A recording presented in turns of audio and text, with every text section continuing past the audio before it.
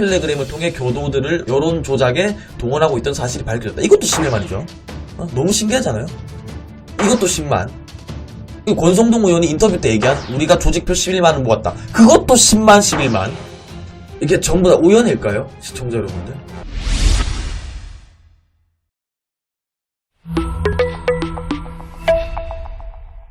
자, 민주당에서 이 신천지 논란이 또 때 아닌 신천지 논란이 생겼어요. 예.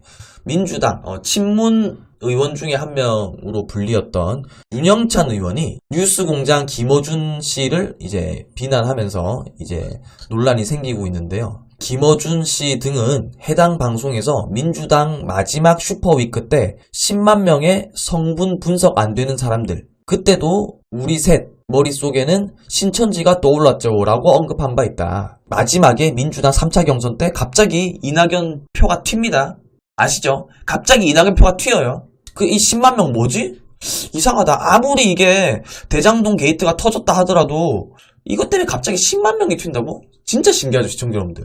근데 진짜 신기하지 않아요? 이것도 10만 명이에요. 이것도 11만 명이에요. 추미애 법무부 장관 해임을 청원합니다. 신천지 텔레그램 통한 여론조작 시도 들통. 불과 며칠 만에 11만이 넘는 동의를 얻었다. 확인해보니 신천지가 텔레그램을 통해 교도들을 여론조작에 동원하고 있던 사실이 밝혀졌다. 이것도 11만이죠. 너무 신기하잖아요. 이것도 10만. 권성동 의원이 인터뷰 때 얘기한 우리가 조직표 11만을 모았다. 그것도 10만, 11만. 이게 전부 다 우연일까요? 시청자 여러분들. 윤영찬 의원은 자신이 이해하지 못하는 여론 흐름을 특정 종교의 작업이나 음모론으로 해석하는 것은 온당치 못하다. 김어준 씨와 다른 두 분의 떠오른 생각 외에 신천지 종교단체가 우리 경선에 개입했다는 근거가 있냐라고 되물었다. 자, 이 윤영찬 의원은 이제 김어준 씨가 민주당 경선에 신천지 세력이 들어왔다라는 의혹에 대해서 음모론 제기하지 마라. 우리 더불어민주당 신천지랑 상관없다. 이런 얘기를 한 겁니다. 거의 뭐 같은 편이라고 할 수 있는, 그죠? 김어준이나 민주당이나 사실 같은 편이라고 생각을 하잖아요, 우리는. 예. 거의 같은 편이라고 할 수 있는 사람들끼리 이 논쟁을 좀 주고받았는데요. 근데 이때도 제가 기사를 보여드렸는데 전 신천지 간부가 민주당 경선 개입에 했다. 이런 폭로도 있었습니다.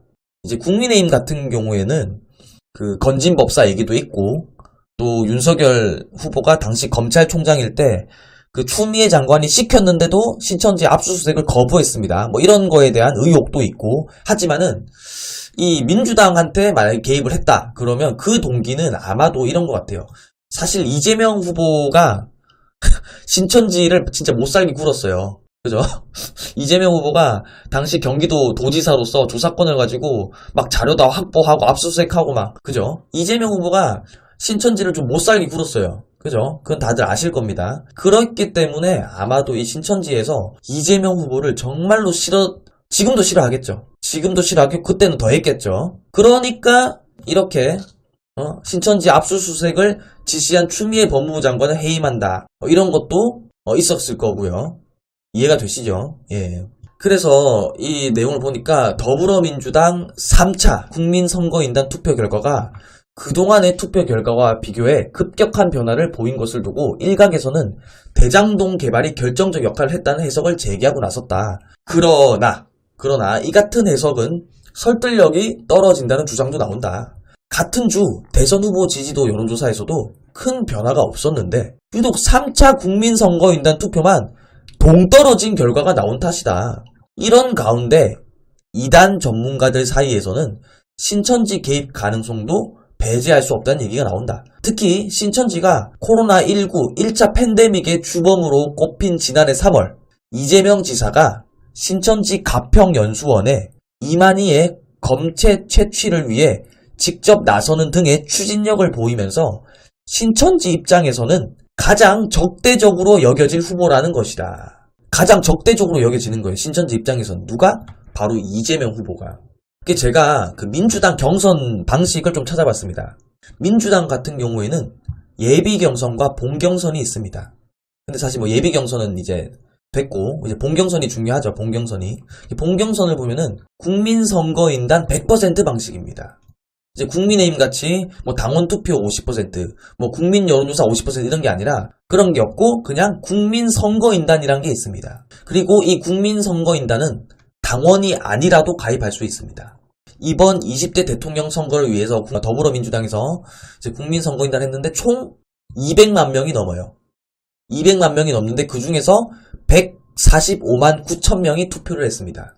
이 중에는 당원인 사람도 있고 당원이 아닌 일반 국민도 있습니다. 그러니까 국민의힘이랑 민주당은 경선 방식이 완전히 달라요. 완전히 다릅니다. 제가 지금 이거 조사하는 이유가 뭐죠? 제 방송을 보다가 잊으신 건 아니죠? 제가 지금 이걸 조사하는 이유는 진짜 민주당에도 신천지가 개입됐느냐, 개입될 가능성이 있느냐, 이게 궁금해서 제가 지금 찾아보고 있는 거예요. 이게 궁금해서. 찾아봤더니 이낙연 표가 갑자기 튀잖아요? 이낙연 표가 튀는 건 바로 3차 경선일 때입니다. 3차 경선 투표가 2차 선거인단 투표가 끝나고 아니겠어요?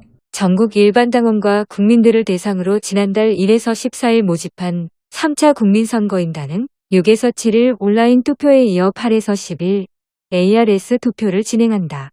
이들 투표와 그간 진행된 모든 투표를 합산한 투표 결과는 10일 발표된다.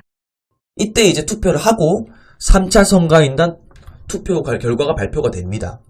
그리고 만약에 이 본경선이 다 끝났는데도 1등 후보가 과반 지지율을 차지하지 않으면 결선 투표를 하게 돼 있었습니다. 그런데 이제 이재명 후보가 50점 몇 %로 과반을 차지하죠. 물론 거기에 뭐 김두관 투표나 정세균 투표를 뭐 무효표로 처리하느냐 안 하느냐 여러 가지 문제가 있었습니다. 근데 지금 와서 생각해보니까 그런 것 같아요. 시청자 여러분들. 그때 제가 그랬잖아요. 아니 이거 김두관한테 투표한 사람들 그리고 정세균한테 투표한 사람 그 사람들을 왜 무효표로 처리하느냐. 그 사람들 무효표로 처리 안 하면은 이재명이 과반이 아니기 때문에 결선 투표로 가야 되는데 김두관과 정세균의 투표를 무효표로 처리함으로 인해 가지고 결선 투표를 안 하게 됐다. 제가 이런 얘기를 방송에서 했었잖아요. 그리고 사실 실제로도 이런 것을 근거로 이낙연 후보 지지자들이 뭐 4452 외치면서 이제 부정경선 외치고 했었잖아요. 근데 지금 와서 보니까 이런 생각도 들어요. 민주당에서 지금 신천지가 개입되어 있다라는 게 나왔잖아요. 그러면 솔직히 알 사람들은 다 알겠죠. 송영길 대표도 알겠죠. 구체적으로. 모르겠어요. 킴님께서 청와대님은 코난 같아요. 외모도 에이리언도 그쵸 좀 비슷한 측면이 있겠죠. 예, 지금 저는 계속 추론을 하고 있습니다. 그러니까 이번에 국민의힘 경선에서도 사실 저도 대충 내용을 알고 있었지만은 홍준표 의원도 경선 끝나자마자 알고 있었다 그러잖아요. 그러면 송영길 당대표 정도 되는 사람은 이게 실제로 개입됐을지 안 했을지 알까요? 모를까요? 솔직히 저는 알 거라고 봅니다. 그래서 무효표 처리를 하느냐 마느냐에 대해서 논란이 있었음에도 불구하고 그냥 그거를 무효표 처리하고 바로 이재명이 경선 후보로 됩니다. 아마 이렇게 된 원인에 있어서는 이런 것도 있지 않았을까 싶습니다. 만약에 이런 논란이 전혀 없었다. 그러면은 그 투표자들을 싹 다 무효표 처리해버리고 하기가 쉽지 않았을 거예요.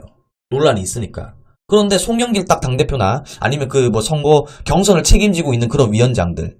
그 당시 누구였더라? 이름이 기억 안 나. 이상민 의원이죠. 민주당 이상민 의원이 이제 경선관리위원장이었죠. 그런 사람들이 봤을 때 이거 개입돼 있는데 이건 거 하면 이재명이 이긴 게 맞는데 아마 그런 것도 저는 있었던 것 같아요. 3차 선거인단 모집을 9월 1일 오전 10시부터 9월 14일 오후 9시까지 진행됐다. 그러니까 무슨 말이죠 이게? 가입한 지 한 달 만에 투표를 할 수 있다라는 거예요. 이것도 국민의힘이랑 똑같은 거예요. 국민의힘도 이번에 입당한 지 한 달 만에 투표를 할 수 있었죠.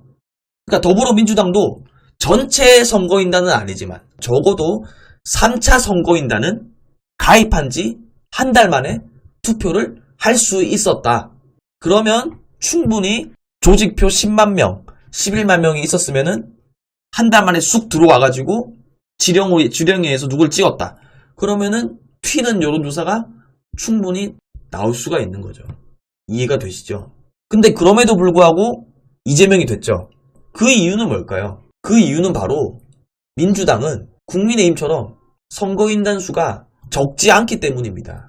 국민의힘에서 이번 경선에서 투표를 한 사람은 고작 36만 명이에요. 고작 36만 명입니다. 36만 명 중에서 10만 명 장난치면은 후보가 바뀌는 거예요. 그런데 더불어민주당은 경선에 참여한 사람이 무려 145만 명입니다. 뭐 10만 명 조직이 개입이 됐다 한들 결국에는 영향을 못 끼친 거죠. 이게 바로 민주당과 국민의힘의 차이입니다. 자, 그리고 이게 생각하기에 따라 참 다른데요. 아니, 이렇게 생각하실 분들이 있을 거예요. 아니, 신천지 뭐 당원 투표할 수 있는 거 아니냐? 그 사람은 또 국민이고 그 사람이 무슨 범법자도 아니고 투표할 수 있지. 맞는 말이에요. 틀린 말 아닙니다. 종교가 신천지가 됐든 뭐 아랍교가 됐든 원불교를 믿든 뭐 알라신을 믿든 뭐 누구든지 당원에 가입해서 혹은 민주당처럼 당원에 가입하지 않더라도 선거인단에 들어가서 누구든지 투표를 하실 수 있습니다. 맞아요. 그런데요, 이게 생각하기에 따라 참 다른데 제가 좀 예를 들어 볼게요. 예를 들어 보겠습니다. 학교에서 반장 선거를 해요. 학교에서 우리 반의 합급생 수가 40명입니다. 40명. 후보가 뭐 저를 포함해서 몇 명이 나왔어요. 그런데 저를 지지해주는 친구가 한 명이 있는데 그 친구가 소위 일진이야. 학교 짱이지.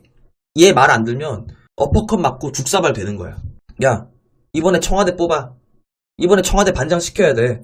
해갖고 한 15명을 모았어. 그래갖고 거의 뭐 반협박식으로 인해가지고 한 15명이 저를 다 찍어줬어요. 이거 뭐죠?